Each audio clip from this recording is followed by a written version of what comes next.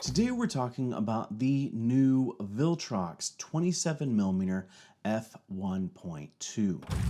Now, in case you missed it, Viltrox recently announced the 27mm f1.2, and they were kind enough to send me a copy of the lens to test out. Now, as always, I'm not required to say anything specifically, and so you are going to get my full and honest opinion.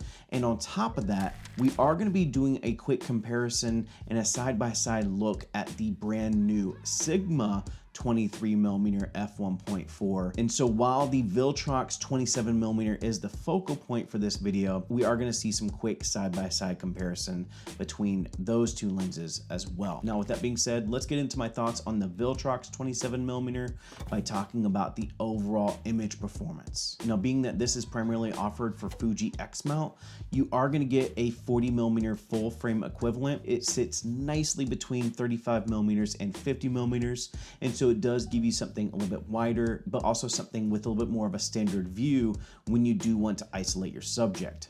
Now, talking about isolating your subject, you do have a really good minimum focusing distance at 11 inches. And so that does help isolate your subject and get more creative shots.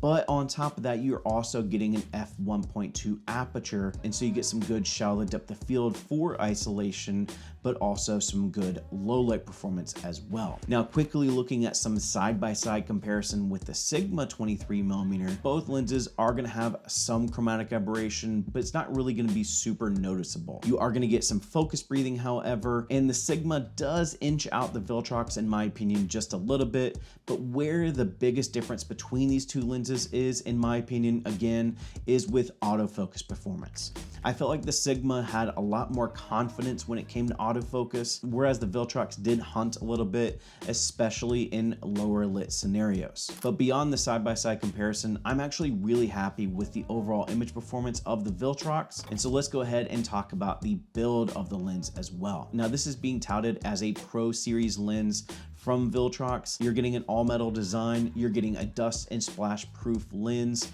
and you do get a physical aperture ring. The lens does come with a 67mm filter thread, and it does come with a lens hood and a carrying bag. Now, being that it is being marketed as a Pro Series lens, I would have liked to have seen some more buttons and switches, but that's something that you may want to pick your battles when it comes to budget-friendly lenses. And again, being that this lens is offered at the price point that it's being offered, that's something I'm willing to sacrifice, is those extra buttons and switches. Now, taking a look at side-by-side physical features between the Sigma and the Viltrox, the Sigma is going to be a little bit more simplistic. It's going to be a little bit lighter and more compact, whereas the Viltrox does give you that more pro feel with that physical aperture ring and all-metal design and just overall heftiness of the lens. And so with that kind of leads me to who is this lens for and my overall thoughts about the Viltrox 27mm. First of all, my overall thoughts is that this lens is fantastic. It's gonna stay on my Fuji camera.